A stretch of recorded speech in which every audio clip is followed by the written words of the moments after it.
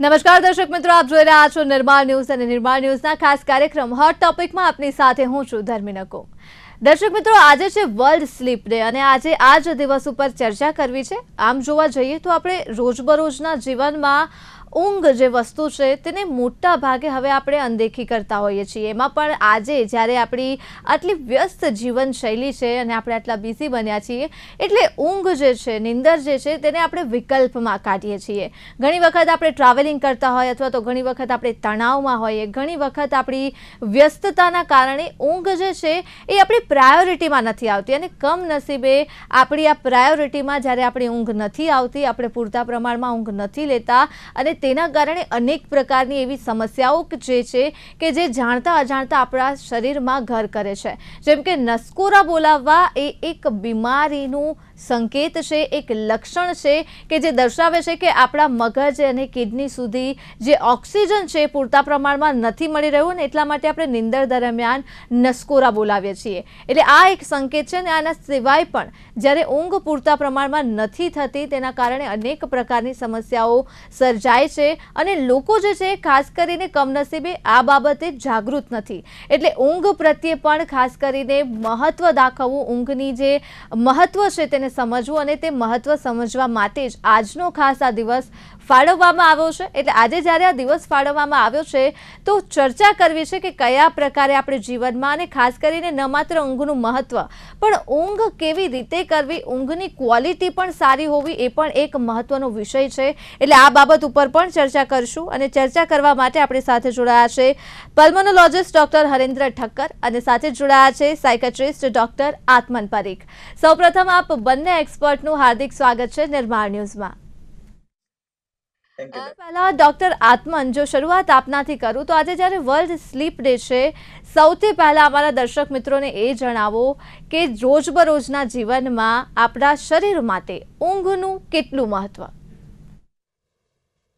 ચોક્કસ thank you આ કાર્યક્રમ માટે અને દર્શક મિત્રોને જણાવું કે ઊંઘ જેમ આપણે ખાઈએ છીએ, પીએ છીએ, શ્વાસ લઈએ છીએ એ પ્રમાણે ઊંઘ પણ આપણા જીવનનું ખાવા પીવા અને શ્વાસ લેવા જેટલું જ જરૂરી કાર્ય છે। અને આપણે નાના હોઈએ ત્યારથી લઈને આપણે વૃદ્ધાવસ્થામાં પહોંચીએ ત્યાં સુધી આપણે જીવનનો લગભગ ત્રીજો ભાગ ઊંઘમાં આપીએ છીએ। એટલે કે નાના હોઈએ ત્યારે 10 થી 12 કલાકની ઊંઘ જરૂરી છે અને વૃદ્ધાવસ્થામાં 6 થી 7 કલાકની। એટલે એ એટલા કલાકની ઊંઘથી આપણા શરીરોને જેટલા ફાયદા થાય છે એમાં સૌથી મુખ્ય ફાયદો છે કે આપણું શરીર રીસેટ થાય છે। એટલે કે મગજ અને શરીર બેઉ ફરીથી કામ કરવા માટે તૈયાર થાય છે। એ કઈ કઈ રીતે થાય છે તો આપણા શરીરમાં જે દ્રવ્યોનો સ્ત્રાવ થાય છે, જેને હોર્મોન્સ કહેવાય છે, એ બેલેન્સ થાય છે। એ ઊંઘના હિસાબે દરેક દિવસે ફરીથી કાર્યરત થાય છે જેથી આપણે રોજિંદુ જીવન જીવી શકીએ। બીજું કે આપણી રોગ પ્રતિકારક શક્તિ એ ઊંઘના લીધે જ વધે છે। ક્યારેક તમે જોશો કે જો 4-5 દિવસ ઊંઘ વ્યવસ્થિત ના થાય તો શરદી ખાંસી થઈ શકે, માથું દુખી શકે એવા સામાન્ય લક્ષણો જોવા મળે છે। અને ખાલી તમે એ 2 દિવસ પૂરતી ઊંઘ લેશો તો પણ એ લક્ષણો જતા રહેશે। ત્રીજું છે આપણી દિનચર્યા। એટલે કે આપણે જો વ્યવસ્થિત ઊંઘીએ તો આપણે વ્યવસ્થિત ખાઈ પી શકીએ છીએ અને તો આપણું વજન પણ કંટ્રોલમાં રહે છે। કે જો ઊંઘ પૂરી ના થાય તો શરીર એ ભરપાઈ કરવા માટે ખાવાનું વધારે ખાય છે અને એ ખાવાનું જે પાચન થવું જોઈએ એ પણ વ્યવસ્થિત નથી થતું। એ સાથે સાથે આપણો મૂડ કે જે પરિસ્થિતિને સારી રીતે આપણે સમજી શકીએ, સારી રીતે રિએક્ટ કરી શકીએ એ આપણા મૂડ પર આધારિત છે અને એ મૂડનો આધાર છે ઊંઘ। વ્યવસ્થિત ઊંઘ ના થાય તો આપણે ગુસ્સામાં આવી જઈએ, તણાવમાં આવી જઈએ, નાની નાની વસ્તુઓ આપણને હેરાન કરે। એ બધી વસ્તુઓ વ્યવસ્થિત અને શાંત રહે એના માટે જરૂરી છે કે આપણે એક સારી અને સમયસર ઊંઘ લઈએ। ડોક્ટર હરેન્દ્ર, આપ શું કહેશો? આજે જ્યારે વર્લ્ડ સ્લીપ ડે છે, સામાન્ય રીતે આપણે ડાયટની વાત કરતા હોઈએ છીએ, જીવનશૈલીની વાત કરતા હોઈએ છીએ, સ્ક્રીન ટાઈમ વિશે વાત કરતા હોઈએ છીએ, મેન્ટલ હેલ્થની વાત કરીએ, પણ આજે ઊંઘ વિશે વાત કરવી છે. ઊંઘ વિશે ઘણા લોકો એવું માને છે કે એ આપણી પ્રાયોરિટીમાં જ નથી આવતું. ઘણીવાર જો 6-7 કલાકની નીંદર ન થાય, તેનાથી વધારેની નીંદર ન થાય, 5 કલાકની નીંદર થાય તો પણ માને છે કે ચાલી જશે, ચલાવી લેશું. પણ આજે એ જણાવો કે શા માટે પૂરતી નીંદર જો ન થાય તો વ્યક્તિના શરીરમાં અનેક બીમારીઓ તો થાય જ છે, એટલે શા માટે આ ઊંઘ છે એ ખૂબ જ જરૂરી છે?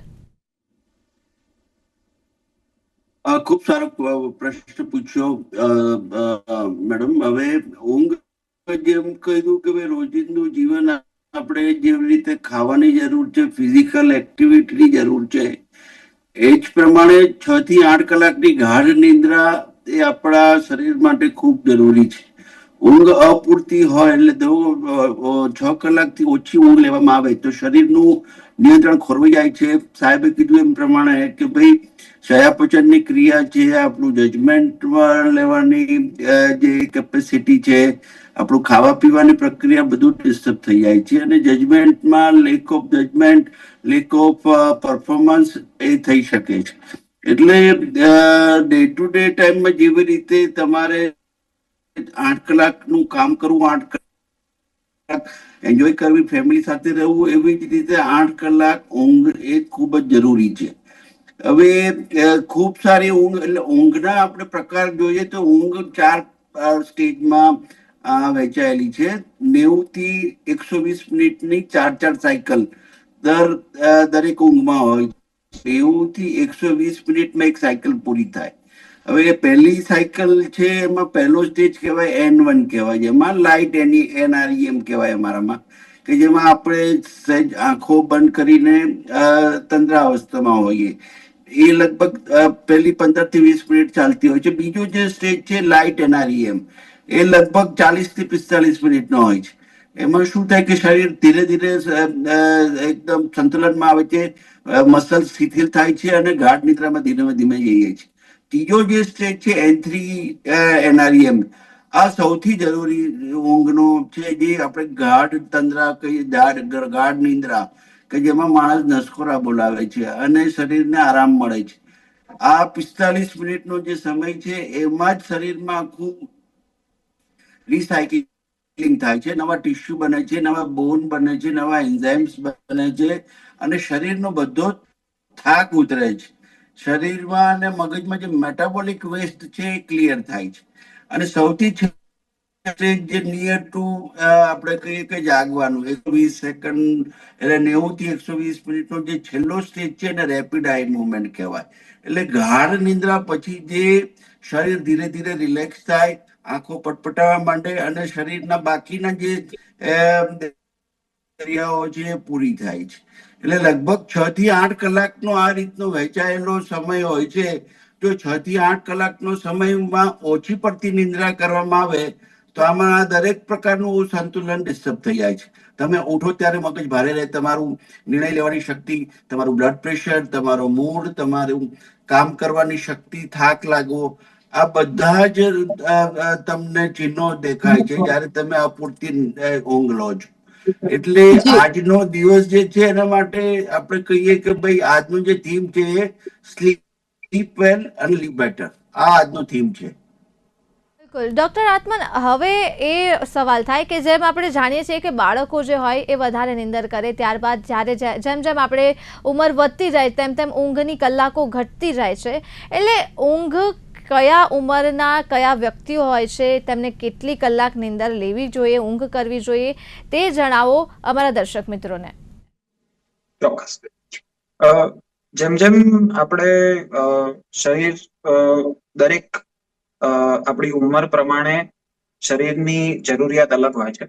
વૃદ્ધાવસ્થા એટલે 50 વર્ષ પછી એ ઓર થોડી ઓછી જરૂરિયાત થાય છે કરતા વધારે છે. તેમ જેમની નેક સાઇઝ 18 થી 20 સેન્ટીમીટરથી વધારે છે, જેમનું વજન એ લગભગ 90 થી 100 કિલોથી વધારે છે, આવા લોકોને આ સ્લીપ એપ્નિયા નામની બીમારી થતી હોય છે. સ્લીપ એપ્નિયા એટલે ઊંઘમાં અટકાવ થવો, એટલે દર 20 મિનિટ કે 30 મિનિટે એમાં અટકાવ થાય અને પછી સ્નોરિંગ એટલે જોર જોરથી નસકોરા બોલવા માંડે. નસકોરા બોલવા માંડે પછી ટ્રાન્ઝિટ સમય માટે શ્વાસ અટકી જાય, બિલકુલ જાણે શ્વાસ અટકી ગયો 5 થી 10 સેકન્ડ માટે. એ વખતે શરીરમાં ઓક્સિજન પણ નીલ થાય અને શ્વાસોશ્વાસની પ્રક્રિયા પણ નીલ થાય અને પછી તરત એકદમ જોર જોરથી શ્વાસ લેવા માંડે. આવા એપિસોડિક સાયકલ અને સ્લીપ એપનિયા કહેવાય કે દર 15 મિનિટે 20 મિનિટે અડધો કલાકે એનું સ્લીપ બ્રેકઅપ થાય, એના સ્લીપમાં અવરોધ ઉભો થાય, મોટા મોટા નસકોરા બોલે અને પાછું જાગૃત થઈ જાય. આના કારણે શું થાય છે કે શરીરની જે રિધમિક સ્લીપ સાયકલ હોવી જોઈએ બિલકુલ અટકી જાય છે. નસકોરાના કારણે એક તો એને ઊંઘનો અવરોધ હોય છે, ઓક્સિજન ઓછું પડવાના કારણે મગજમાં ભારેપણું રહેવું અથવા જે મગજની અને હૃદયની તંદુરસ્તી અથવા ઓક્સિજનનું પ્રમાણ ઓછું થવું, આ એક ખૂબ ગંભીર સંકેત થઈ જાય છે.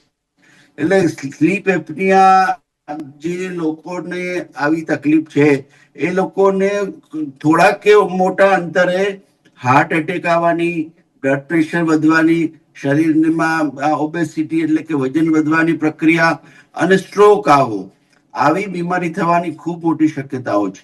અને અત્યારના અર્બન લાઈફસ્ટાઈલ એટલે કે જે રીતનો જંક ફૂડ, જે રીતની લાઈફસ્ટાઈલ, જે કસરતનો અભાવ, સ્ટ્રેસનું લેવલ અને અપૂરતી ઊંઘ, આ બધું ક્રમશઃ સ્લીપ એપનિયાને આમંત્રણ આપે છે.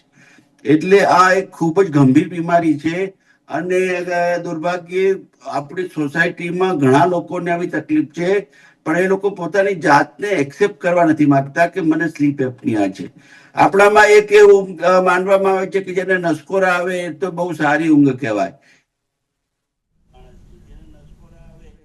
એ ખૂબ સુખી માણસ છે અને એને ખૂબ સારી ઊંઘ આવે છે. પણ એક તદ્દન ખોટી માન્યતા છે. નસકોરાની સાથે ઊંઘનો અપૂરતો અભાવ અથવા ઊંઘનો અભાવ એ શરીરને ખૂબ મોટી બીમારી નોતરે છે. એટલે આજના દિવસે મારું દર્શક મિત્રોને એક ખાસ ભલામણ છે કે તમે તમારા ઘરમાં કોઈ તમારા પત્ની હોય, તમારા પતિ હોય, બાળકો હોય, વડીલ હોય, એમને જો આવો નસકોરા સાથે અપૂરતી ઊંઘ અને વારંવાર ઉઠી જવાની એ ટેવ હોય તો એની સત્વરે તમારે તપાસ કરવી જોઈએ. સ્લીપ એપનિયા હોય તો એનું સત્વરે ધ્યાન કરીને એની એ ટ્રીટમેન્ટ લેવી જોઈએ. આ આજના દિવસનો ખૂબ મોટો સંદેશ છે અમારો. જી આત્મન, હવે વાત કરવી છે સ્ક્રીન ટાઈમ વિશેની. એટલે આ એક સામાન્ય સમસ્યા છે. જ્યારે આપણે ઊંઘની વાત કરીએ અને રાત્રે આપણે ઇન્સ્ટાગ્રામ પર રીલ્સ સ્ક્રોલ કરતા હોય અથવા તો નેટફ્લિક્સની સિરીઝ જોતા હોય, પણ હંમેશા આંખમાં નીંદર હોય, શરીર થાકેલું હોય, તેમ છતાં પણ એક રીલ આવે એટલે એવું થાય કે હજી થોડી 5 મિનિટ બીજી રીલ જોઈ લઉં. નેટફ્લિક્સની કોઈ સિરીઝ જોતા હોય અથવા તો મૂવી જોતા હોય તો એવું થાય કે હજી એક એપિસોડ જોઈ લઉં, અથવા તો ઘણીવાર તો આખી વેબ સિરીઝ જ પતાવી દેવાય, એટલો રસ એમાં આવે તો આ રાત્રે ઊંઘ સેક્રિફાઈસ કરીએ પણ એ વેબ સિરીઝ જોઈ લેવી જોઈએ. આ જે સમસ્યા છે ઊંઘને લઈને અને પછી ઊંઘ થતી નથી, એટલે આપણને ખબર જ છે કે આનું એક જ સોલ્યુશન છે કે ફોન સાઈડમાં મૂકીને સૂઈ જવું, પણ એ જ નથી થતું. એટલે જ્યારે આ પ્રકારની સમસ્યા સર્જાય કે ઊંઘ આવતી હોય પણ તેમ છતાં પણ ફોન છૂટતો ના હોય તો શું કરાય? ચોક્કસ, તમે આ અત્યારના જમાનાનું સૌથી મોટું દૂષણ કહી શકાય એવું છે. અને અત્યારે આપણે એવું કહી શકાય એવું છે કે આપણે રહીએ છીએ બ્લુ લાઇટના જમાનામાં. બ્લુ લાઇટ એટલે કે જે સ્ક્રીનની લાઇટ છે, એટલે એ સ્ક્રીનની લાઇટ કંઈ પણ હોઈ શકે છે. ક્યાંક તો ટીવીની હોય, ક્યાંક તો લેપટોપની હોય, ક્યાંક તો ફોનની હોય. અને નાનાથી મોટા દરેક વ્યક્તિને આ અસર કરી જ રહી છે. અને એવું આપણે બધાએ ક્યારેક તો અનુભવ્યું જ હશે કે આપણે કંઈક જોવાના લયમાં ઊંઘ પૂરી ના થઈ અને પછી આપણને બીજા દિવસે ખબર પડે છે કે એ જે જોયું એના લીધે બીજો દિવસ આપણો એટલો કાર્યશીલ ને સારી રીતના ના ગયો. તો સૌથી પહેલા તો કે દરેક વ્યક્તિને કેટલું સ્ક્રીન એટલે કે કેટલું ફોન કે ટીવી કે લેપટોપ કોઈ પણ સ્ક્રીન હોય એ કેટલું જોવું જોઈએ એ પહેલા સમજવું જોઈએ. એ સૌથી જરૂરી છે વિકાસના વર્ષોમાં, એટલે કે બાળકોમાં. જો 1 કે 2 વર્ષનું બાળક હોય તો આજકાલ એ લોકો પણ મોબાઈલ જોતા હોય છે કે ટીવી જોતા હોય છે, કારણ કે એ લોકો ત્યારે જ શાંત થાય કે ત્યારે જ શાંતિથી બેસે જ્યારે એમની સામે એ મોબાઈલ કે ટીવી આપવામાં આવે. તો એ ખાસ સમજવાની જરૂર છે કે એવા બાળકોમાં આખા દિવસ 24 કલાકમાં એમનો સ્ક્રીન ટાઈમ સૌથી વધારેમાં વધારે અડધો કે 1 કલાકનો જ હોવો જોઈએ. એ જો વધારે થશે તો એ બાળકોમાં ઘણી બધી તકલીફો જોવા મળે છે, જેમ કે ધ્યાન ના રહેવું, જલ્દી ગુસ્સે થઈ જવું, ચીડચીડિયાપણું રહેવું, ખાઈ પી ના શકવું, ઊંઘ બરોબર ના આવી. અને એવી રીતે જ એ વયથી મોટા લોકોમાં સ્ક્રીન ટાઈમ ની મર્યાદા 2 થી 3 કલાકની છે. એટલે કે આપણે લોકો પણ જો સ્ક્રીન સામે જોતા હોઈએ તો આપણી આંખો માટે, આપણી ઊંઘ માટે એ જરૂરી છે કે આપણે 2 થી 3 કલાક દિવસમાં સ્ક્રીન સામે જોઈએ અને એનાથી વધારે ના જોઈએ. હવે એ કેવી રીતે રોકવું, એના માટે સૌથી સારો ઉપાય એ છે કે આપણે ઘરમાં કે આપણી કામની જગ્યાએ થોડાક એવા ઝોન બનાવવા જોઈએ જેમાં સ્ક્રીન ફ્રી ઝોન, એટલે કે આપણે એ સમયમાં મોબાઈલ કે ટીવી ના જોઈએ. અને એવા ટાઈમ છે સૌથી અગત્યના કે જમતા સમય અને રાતના ઊંઘવાના અડધો 1 કલાક પહેલાના સમયે. એ સમયે આપણે કે આપણા પરિવાર વાળાઓએ કે કામની જગ્યાએ એ સ્ક્રીન ફ્રી ઝોન રાખી શકાય, જેથી એ સમયમાં મોબાઈલ કે ટીવી થી આપણે જે ખાવાનું કે ઊંઘવાનું કામ જે બહુ જરૂરી છે આપણા શરીર માટે, એ વસ્તુમાં ખલેલ ના પહોંચે. હવે જો એ વસ્તુ ના થઈ શકતી હોય તો એના માટે બીજો ઉપાય છે કે એવી પ્રક્રિયા કરવી જે ઊંઘને ખલેલ ના પહોંચાડે. એટલે કે સ્ક્રીન સામે જોવા કરતા આપણે એવી ચોપડી વાંચી શકાય કે એવું ગીત સાંભળી શકાય જે આપણને શાંત પાડે અને ધીરે ધીરે ઊંઘ આવવામાં મદદ કરે. ના કે સ્ક્રીન કે બ્લુ લાઇટ થી જે ઊંઘને દૂર લઈ જાય છે, કે એ ઊંઘને મોડી કરશે અને પછી બીજા દિવસે ઉઠવામાં પણ મોડું થશે અને પછી બીજો દિવસ આખો બગડશે. તો એક વસ્તુ એ છે. અને બીજી વસ્તુઓ અમુક જે કરી શકાય જેના લીધે ઊંઘ સારી આવે, એમાં એ છે કે ખાવા પીવામાં પણ કાળજી રાખી શકાય. રાત્રે તીખું કે એવું ભોજન કરો જેનાથી એસિડિટી થતી હોય એવું ના કરી શકાય. અને ક્યારે પણ જો ઊંઘ ના આવે તો ખાલી પથારીમાં પડ્યા રહેવા કરતા 5-10 મિનિટ આટા મારીને પછી ફરીથી પથારીમાં જવાથી ઊંઘ વહેલી આવવાની શક્યતા વધી જાય છે. બિલકુલ. અને ડૉક્ટર હરેન્દ્ર, હવે જો આપણે વાત કરીએ આજે ઊંઘ વિશે, તો અત્યારે જે પ્રકારે આપણે જોઈએ છીએ કે લોકોમાં ઊંઘ આવવી તેને પણ એક વરદાન માને છે. એટલે આપણે અવારનવાર સાંભળતા હોઈએ કે તમને જો બેડમાં પડતાની સાથે ઊંઘ આવી જાય છે તો એ તમારા માટે એક વરદાન છે. પણ કમનસીબે કેટલાય કારણો હોય છે જીવનમાં, એ પછી મેન્ટલ સ્ટ્રેસ હોય કે પછી સ્ટમક અનઇઝી હોય, એવા અનેક કારણો છે કે ઊંઘ નથી આવતી લોકોને.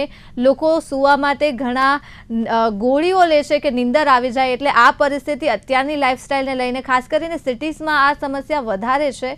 એટલે એ જણાવો કે જો ઊંઘ ન આવે અથવા તો આવી સમસ્યા હોય કોઈ પણ પ્રકારની, પછી માણસ ભલે ગમે એવા તણાવમાં પણ કેમ ના હોય, પણ જો તેને ઊંઘ ન આવતી હોય તો કયા કયા પ્રકારે ઊંઘ લાવી શકે? અને ખાસ કરીને રેગ્યુલર સ્લીપ જે છે એ વધારે મહત્વની છે. એવું નહીં કે એક જ દિવસ સૂતા, રેગ્યુલર સ્લીપ જો કરવી હોય મેન્ટેન, તો શું કરવું જોઈએ ડૉક્ટર હરેન્દ્ર? હા, એટલે ખાસ કરીને ઊંઘ માટેની એક સાયકલ તમારે ફિક્સ કરવી જોઈએ. તમે જો વ્યવસાયમાં હોય તો એક તો તમારો સુવાનો અને ઉઠવાનો ટાઈમ ફિક્સ કરવાનો હોય છે કે ભાઈ મોડામાં મોડા 10 વાગે કે 11 વાગે બેડમાં સૂઈ જવાનું અને 5 વાગે કે 6 વાગે ઉઠી જાવ. આવો જો નિયમિત ક્રમ ગોઠવવામાં આવે તો લગભગ આ બેલેન્સ થઈ જતું હોય છે. તેમ છતાંય જો અત્યારના આપણા બિઝી લાઈફસ્ટાઈલમાં આપણે ઘણી ઊંઘ લાવવા માટે ગણીએ તો 1, 10, 3, 2, 1 અને 0 આવો એક ક્રમાંક છે. 10 એટલે શું કે 10 કલાક પહેલા કોઈ બી કેફીન નામનું અથવા ચા કે કોફીનું પીણું તમારે એવોઇડ કરવું જોઈએ. સવારે તમે ચા પીઓ પછી બપોર પછી તમારે ચા કે કોફીનું કેફીન નામનું કોઈ પીણું ન લેવું જોઈએ. બીજું 3 કલાક પહેલા તમારે સંપૂર્ણપણે તમારા કામમાંથી એટલે 3 કલાક પહેલા તમારે જમી લેવું જોઈએ અને સંપૂર્ણપણે કામમાંથી નિવૃત્ત થઈ જવું જોઈએ. અને એ 1 કલાક એટલે 1 કલાક પહેલા સાહેબે કીધું એમ કે કોઈ બી જે બ્લુ સ્ક્રીન વાળી જે એક્ટિવિટી છે, તમારી જે લેપટોપ છે, મોબાઈલ છે કે ટીવી છે, એને સંપૂર્ણપણે બંધ કરી દેવું જોઈએ. અને એ બ્લુ લાઇટના એક્સપોઝરમાંથી બચવા માટે સાહેબે કીધું એ પ્રમાણે રીડિંગ અથવા તો સૂથિંગ મ્યુઝિક એવું તમે, અથવા તો હળવી સહેજ 5 કે 10 મિનિટ હળવું ચાલવું, તેનું 0 એટલે કે એલાર્મ સ્નૂઝિંગ. એટલે તમે વારંવાર લોકોને એવી આદત હોય છે કે ભાઈ રાત્રે મોડા સુવે અને સવારે વહેલા ઉઠીને કરતા હોય છે. સ્નૂઝિંગ એટલે એક અલાર્મ વાગે પછી 30 મિનિટનો એક ગેપ રાખીને સુઈ જાય પાછો.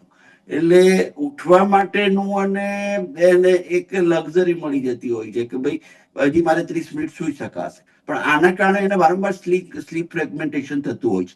એટલે આજના સંજોગોમાં આ સૌથી મોટી સલાહ છે કે સૂતાના 10 કલાક પહેલા તમારે કેફીન એવોઇડ કરવું જોઈએ. સુવાના 3 કલાક પહેલા તમારે નિયમિત જમી લેવું જોઈએ, અથવા તો હળવો ખોરાક, અથવા જો ભારે ખોરાક ખાવો હોય તો 3 કલાક પહેલા જમી લેવું જોઈએ. અને રાત્રે તળેલા કે જેને એસિડિટીની તકલીફ છે એને આ ભારે ખોરાકો ન લેવો જોઈએ. 2 કલાક પહેલા તમારું વર્ક સંપૂર્ણપણે બંધ કરી દેવું જોઈએ. ઓફિસ વર્ક તમારું હોય, જે તમે લેઝર અથવા તો જે કામ કોમ્પ્યુટર ઉપર કરતા હોય, સંપૂર્ણપણે બંધ કરીને સંપૂર્ણ રિલેક્સ થઈને ફેમિલી ટાઈમ આપવો જોઈએ. 1 કલાક પહેલા તમારે બધા જ જે સ્ક્રીન ટાઈમ છે બંધ કરી દેવા જોઈએ. અને સૌથી છેલ્લે 0 અવર્સમાં તમે જયારે બેડ પર સંપૂર્ણ ઊંઘ આવતી હોય ત્યારે જ બેડ પર જાઓ, તો તમને જરૂર ઘસઘસાટ ઊંઘ આવે. હવે બીજો ઉપચાર તરીકે જો જોવામાં આવે તો જે આપણે દેશી એ ઉપચાર કહીએ કે ભાઈ સૂતા પહેલા એક કપ હળવું ગરમ દૂધ હળદર નાખીને પીવામાં આવે, અથવા જાયફળની એક નાનકડી ટુકડો નાખીને આપવામાં આવે, તો કોઈ પણ દવા વગર તમને ખૂબ સરસ ગાઢ નિંદ્રા આવી શકે. એટલે એક તો તમારું માઇન્ડ સંપૂર્ણપણે રિલેક્સ થવું, જે સ્ક્રીન ટાઈમ છે ઓછો કરો, કેફીન વગેરે થી એવોઇડ કરો. અને જો વર્ક પ્રવૃત્તિ એટલે જે મનમાં તમારું કન્ટિન્યુઅસ વર્ક રિલેટેડ થોટ્સ ચાલતા હોય એ તમે 2 કલાક પહેલા જો બંધ કરી દો તો ચોક્કસપણે તમને આઈ થિંક ગાઢ નિંદ્રા આવી શકે છે, અથવા તો આવવામાં તમને મદદ કરી શકે છે. અને એ સિવાય પણ જો તમે સાહેબે કીધું એમ પ્રમાણે કઈ ઊંઘ ન આવતી હોય અને ખાલી પથારીમાં પડ્યા કરતા 20 મિનિટ સુધી તમે ટેબલ ઉપર બેસીને કોઈ લાઇટ રીડિંગ કરો, અથવા આંખો પટાવો, 10 સેકન્ડ સુધી તમે આંખો પટાવો તો તરત જ તમને 1 કે 2 મિનિટમાં ઊંઘ આવવાની શક્યતા ખૂબ રહેલી છે. એટલે આવા દવા લેવા કરતા જો આવા પ્રયોગો કરવામાં આવે અને આપણી એક સુવાની અને ઉઠવાની પ્રક્રિયાને ટાઈમ ટેબલ બનાવીને યોગ્ય રીતે કરવામાં આવે તો ચોક્કસપણે આપણે આ ઊંઘની નહીં આવવાની સમસ્યામાંથી આપણે બહાર નીકળી શકીએ. બિલકુલ. અને ડૉક્ટર આત્મન, આપણે જ્યારે ડીપ સ્લીપ વિશે વાત કરીએ છીએ તો ઘણીવાર આપણે જાણતા હોઈએ છીએ કે નીંદર તો આવી જતી હોય છે સમયસર, પણ વચ્ચે વચ્ચે આંખ ખુલી જાય છે. તેની પણ અનેક એવી સમસ્યાઓ હોય છે કે અમે સમયસર સૂઈ પણ જઈએ છીએ, સમયસર ઉઠીએ પણ છીએ, પણ વચ્ચે રાત્રિ દરમિયાન આંખ ખુલી જવાના કારણે ઘણી વખત માણસ જે છે ડિસ્ટર્બ રહેતું હોય છે. એટલે સૌથી પહેલાં તો એ જણાવો કે શું આ વચ્ચે આંખ ખુલી જાય એ વસ્તુ નોર્મલ છે કે નથી, આ કોઈ સમસ્યા છે કે નથી, અને જો આ પ્રકારે વચ્ચે આંખ ખુલી જતી હોય તો શું કરવું જોઈએ? ચોક્કસ. વચ્ચે વચ્ચે આંખ ખુલી જાય ઊંઘમાં, જો એ કેટલા ટાઈમ માટે ખુલે છે એ અગત્યનું છે. એટલે કે જો થોડીક સેકન્ડ માટે કે 2-5 મિનિટ માટે ખુલતી હોય અને પાછી ઊંઘ આવી જતી હોય તો એ સમસ્યા મોટા ભાગે નહીં હોય. બીજી વસ્તુઓ છે એવી કે પહેલાના જમાનામાં જ્યારે આપણી પાસે લાઇટ નથી ત્યારે ઊંઘ આવતી હતી જ એ રીતે કે રાત્રે 10 કલાકની ઊંઘ આવે, એમાં વચ્ચે થોડોક સમય એવો જાય જ્યાં પૂરેપૂરી ગાઢ નિદ્રા ના. એટલે ગાઢ નિદ્રા જો મોટા ભાગના સમયમાં આવતી હોય તો એ નોર્મલ છે અને એનાથી કંઈ ગભરાવાની જરૂર નથી. અત્યારે ગરમીનું વાતાવરણ છે અને જો 5-10 મિનિટ માટે વચ્ચે ઉડી જાય કે પાણી પીવા ઉભા જાઓ તો એ વસ્તુ નોર્મલ છે, એનાથી ગભરાવાની જરૂર નથી કે ના તો એ કોઈ બીમારી છે. પણ જો એક વખત ઊંઘ ઉડી જાય અને ફરીથી ઊંઘ આવવામાં માની લો અડધો 1 કલાક જતો રહે છે કે પછી ફરીથી ઊંઘ આવતી જ નથી, તો પછી એ એક સમસ્યાનું લક્ષણ હોઈ શકે. હવે એ સમસ્યાના ઘણા બધા કારણો હોઈ શકે. ઘણી બધી શારીરિક તકલીફોના લીધે પણ એવું થઈ શકે. ઉદાહરણ તરીકે કોઈને પિત્તાશયની કે પેશાબની તકલીફ હોય તો પણ એમને ઊંઘમાં ખલેલ પહોંચે. કોઈને શ્વાસની તકલીફ હોય તો પણ એમને ઊંઘમાં ખલેલ પહોંચે. કોઈને માનસિક તકલીફો હોય જેમ કે એન્ઝાયટી છે, ડિપ્રેશન છે, સ્ટ્રેસ છે, તો પણ ઊંઘમાં તકલીફ પડી શકે જેનાથી ગાઢ ઊંઘ ના આવે. તો એ બધી સમસ્યાઓ જ્યારે એ સમસ્યાનું નિવારણ થાય ત્યારે આપોઆપ ઊંઘ સારી થઈ જાય. એટલે એક રીતે જોવા જઈએ તો ઊંઘ એ એક આપણને લક્ષણ તરીકે બતાવે છે કે આપણું શરીર કેટલી સારી રીતના કામ કરે છે. એટલે જો કોઈ પણ કારણે કે કોઈ પણ માણસને એવી તકલીફ થતી હોય કે ગાઢ નિદ્રા નથી આવતી કે એને એવું લાગે છે કે ગાઢ નિદ્રા નથી આવતી, ભલે કદાચ બીજા લોકોને એવું લાગતું હોય કે આ તો બરોબર સુઈ જાય છે, પણ છતાં જો વ્યક્તિને પોતે એવું લાગે છે કે આ ગાઢ નિદ્રા નથી આવતી અને બીજા દિવસે મને ફ્રેશ નથી લાગતું, તો એ બધા એક તકલીફના લક્ષણ છે અને એના માટે ચોક્કસ રૂપે નિવારણ શક્ય છે. ખાલી એ કઈ તકલીફ છે એ જાણવા માટે એ વ્યક્તિ સાથે સમજવું પડે કે એ કયા કારણોસર થાય છે અને કદાચ જરૂર પડે તો થોડા ટેસ્ટ પણ કરાવવા પડે. ખૂબ ખૂબ આભાર ડોક્ટર હરેન્દ્ર, ડોક્ટર આત્મન, આપ બંનેનો અમારી સાથે જોડાવા બદલ અને ચર્ચા કરવા બદલ ફરી એક વખત થેન્ક યુ સો મચ. તો દર્શક મિત્રો, હોટ ટોપિકમાં આજે માત્ર આટલું જ. ફરી મળીશ નવા વિષય સાથે. હાલ મને આપશો રજા. નમસ્કાર.